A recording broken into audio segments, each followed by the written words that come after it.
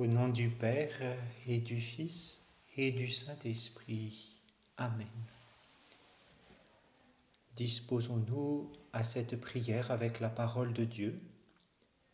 Venons-la avec tout notre corps, avec toute notre tête,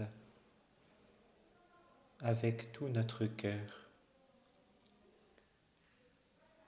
Venez, Seigneur, apaiser mes pensées, que toutes ces idées qui jaillissent dans ma tête se calment, que toute mon intelligence soit tournée vers vous dans la prière, à l'écoute de votre parole. Venez, Seigneur, en mon cœur, le voici, je désire vous l'ouvrir, je désire vous laisser faire, vous laisser me transformer. Viens, Esprit Saint, viens en nos cœurs et envoie du haut du ciel un rayon de ta lumière. Veni Sancte Spiritus. Viens en nous, viens Père des pauvres, viens dispensateur des dons, viens lumière de nos cœurs, Veni Sancte Spiritus. Ô lumière bienheureuse, viens remplir jusqu'à l'intime le cœur de tous tes fidèles. Veni Sancte Spiritus. De l'Évangile de Jésus-Christ selon saint Marc.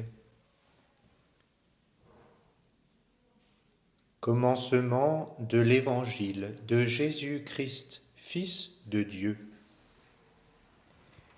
Il est écrit dans Isaïe le prophète, « Voici que j'envoie mon messager en avant de toi, pour ouvrir ton chemin. Voix de celui qui crie dans le désert, préparez le chemin du Seigneur, rendez droit ses sentiers. » Alors Jean, celui qui baptisait, parut dans le désert. Il proclamait un baptême de conversion pour le pardon des péchés. Toute la Judée, tous les habitants de Jérusalem se rendaient auprès de lui et ils étaient baptisés par lui dans le Jourdain en reconnaissant publiquement leurs péchés. Jean était vêtu de poils de chameau, avec une ceinture de cuir autour des reins. Il se nourrissait de sauterelles et de miel. Il proclamait, « Voici venir derrière moi celui qui est plus fort que moi. Je ne suis pas digne de m'abaisser pour défaire la courroie de ses sandales. Moi, je vous ai baptisé avec de l'eau, lui vous baptisera dans l'Esprit Saint. »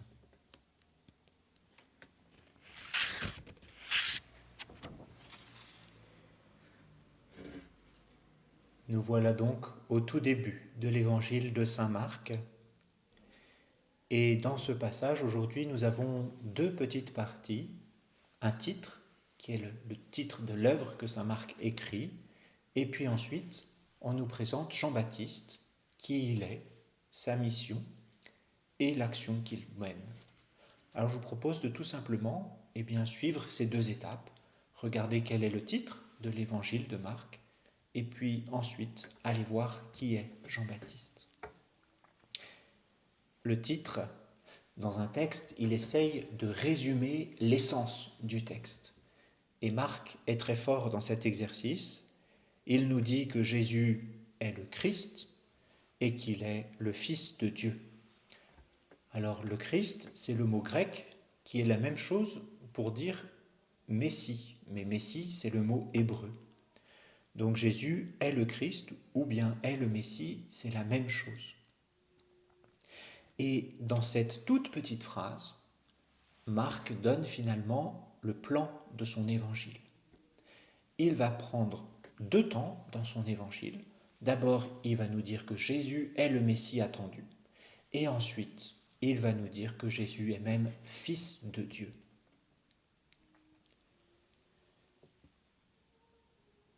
Ce premier mot du titre, commencement.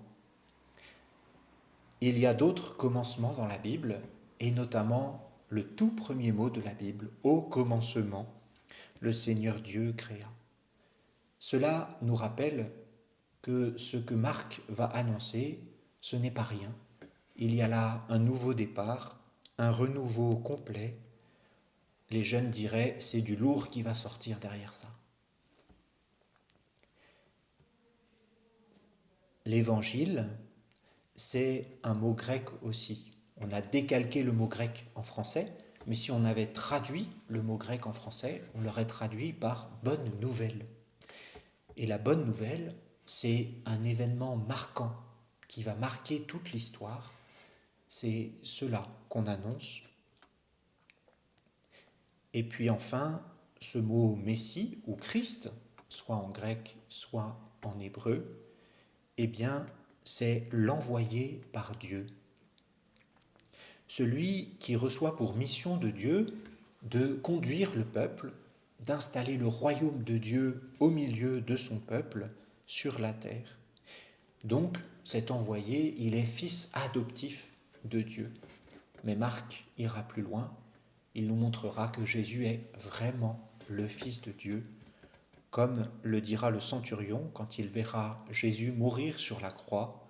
Vraiment, cet homme était Fils de Dieu. Voilà pour le concentrer, l'essence de l'évangile de saint Marc à travers son titre. Et à présent, Jean-Baptiste. Qui est-il? Son action, sa mission. Qui est-il? Eh bien, on le voit sorti de nulle part. Il arrive là, du désert.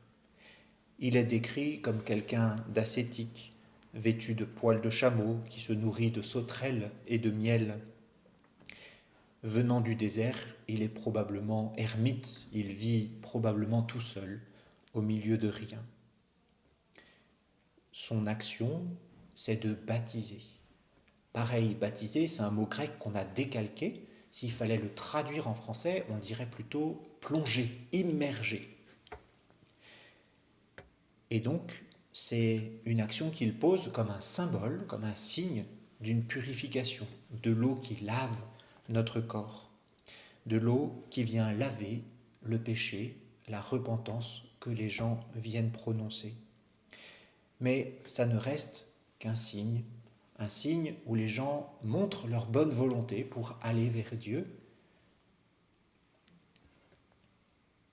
Enfin, sa mission. Elle est unique, préparer la venue de Jésus. Nous l'avons entendu, voici que j'envoie mon messager en avant de toi pour ouvrir ton chemin. Voix de celui qui crie dans le désert, préparez le chemin du Seigneur. C'est ce Jean-Baptiste, la voix qui crie dans le désert pour préparer le chemin de Jésus. C'est la mission qu'il remplit. Et préparer le chemin du Seigneur, c'est se convertir, laisser le Seigneur nous transformer par sa grâce. Et il nous dit que ce n'est pas lui qui fait cela, c'est Jésus qui le fera. Lui propose un signe d'une bonne volonté de notre part de laisser le Seigneur faire, et il annonce que Jésus, lui, fera. Jésus, lui, possède l'Esprit Saint et le donnera pour notre conversion. Alors, c'est un peu énigmatique dans la phrase dont il est dit « lui baptisera dans l'Esprit Saint », mais on peut aller jusqu'à ce sens-là, que le Seigneur donne l'Esprit Saint, lorsqu'on a lu la totalité de l'évangile de saint Marc. Pour conclure, nous avons donc eu un concentré de ce qu'est l'évangile de saint Marc par son titre « Jésus est le Messie, le Christ, Jésus est Fils de Dieu ». Mais on se rend compte à travers ce passage que Dieu ne débarque pas comme ça n'importe comment, en cassant tout. Non, il le fait progressivement, délicatement. Il y a déjà eu tout l'Ancien Testament avant l'évangile de Marc, et Marc commence par dire commencement de, mais il rappelle l'Ancien Testament. Le prophète Isaïe disait. Et Jean-Baptiste est cet homme de la transition. On en parle dans le Nouveau Testament, mais il est ce lien entre l'Ancien et le Nouveau Testament, ce lien entre tous les prophètes avant, toute la préparation que Dieu a déjà faite, et l'arrivée de Jésus, le Messie. Alors cela nous invite peut-être aujourd'hui à nous poser la question, comment est-ce que Dieu est entré dans ma vie? Par qui est-il passé? Par quelles étapes m'a-t-il fait cheminer?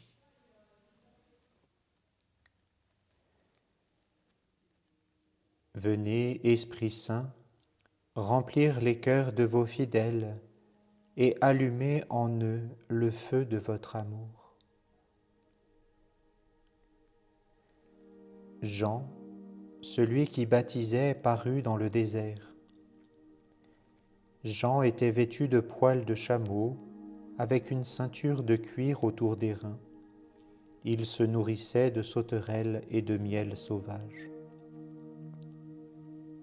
Imaginez-vous ce lieu, le fleuve qui coule au fond de cette vallée, les collines alentour, d'un aspect un peu désertique, une chaleur à crever, peut-être un peu d'ombre auprès de la végétation du fleuve pour nous protéger.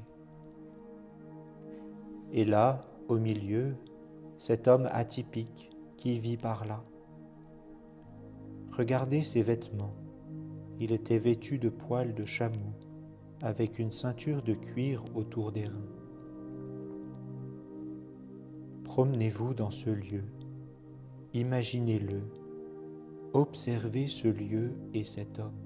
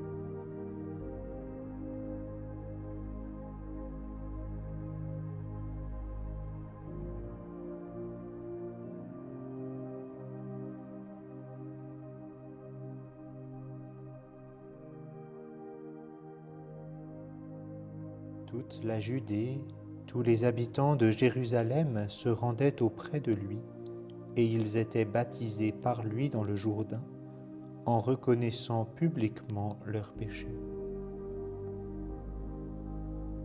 Cet homme, il attire à lui. Qui sont ces gens? Des curieux, des marginaux, des hommes pieux qui viennent poser un acte de repentance?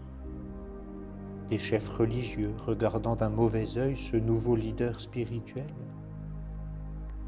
Certains sont venus d'eux-mêmes, d'autres sont là attirés par leurs amis. Circulez au milieu de cette foule, regardez-la, écoutez-la.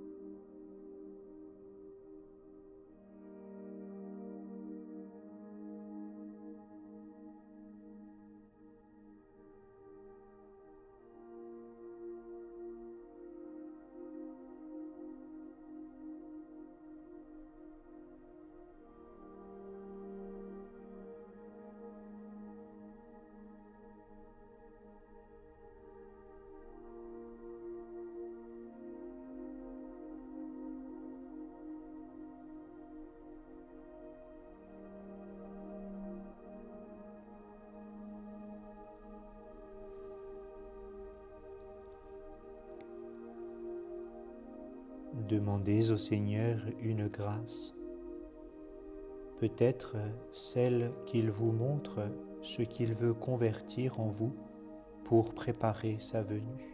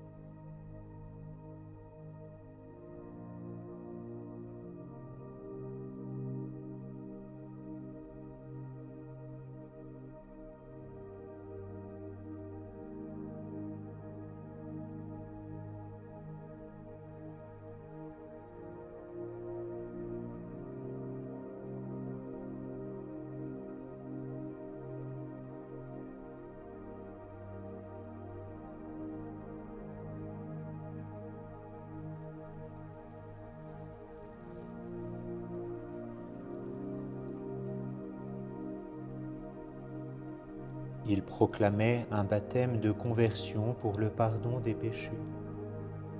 Toute la Judée, tous les habitants de Jérusalem se rendaient auprès de lui, et ils étaient baptisés par lui dans le Jourdain, en reconnaissant publiquement leurs péchés. Venez toucher cette eau. Est-elle froide? Le courant est-il fort? Jean-Baptiste a de l'eau jusqu'aux genoux, jusqu'à la taille. Vous voyez cette foule qui vient pour être baptisée par Jean. Aucun d'entre eux n'est forcé d'y aller et d'avouer ses péchés. Entendre les péchés des autres vous refroidit-il d'y aller? Ou au contraire, vous vous rendez compte que nous sommes du même bois? Est-ce que vous allez y aller dans cette eau? Jusqu'où entrerez-vous dans l'eau? Juste les pieds, la taille? Oserez-vous dénoncer votre propre péché? Qu'est-ce qu'elle emmène avec elle, cette eau?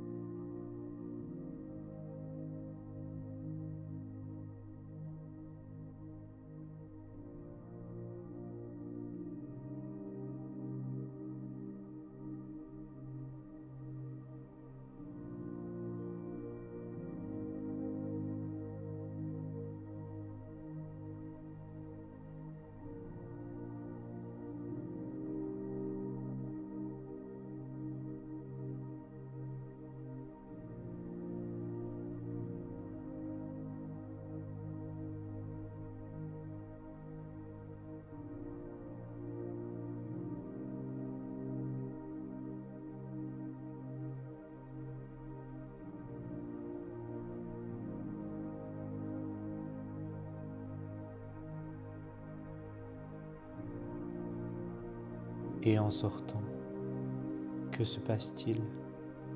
Dans quel état ressortez-vous de cette eau?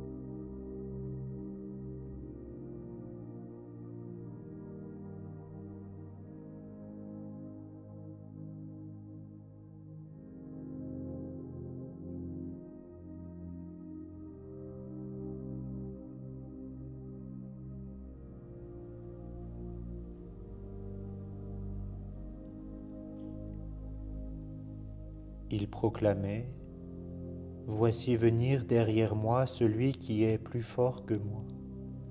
Je ne suis pas digne de m'abaisser pour défaire la courroie de ses sandales.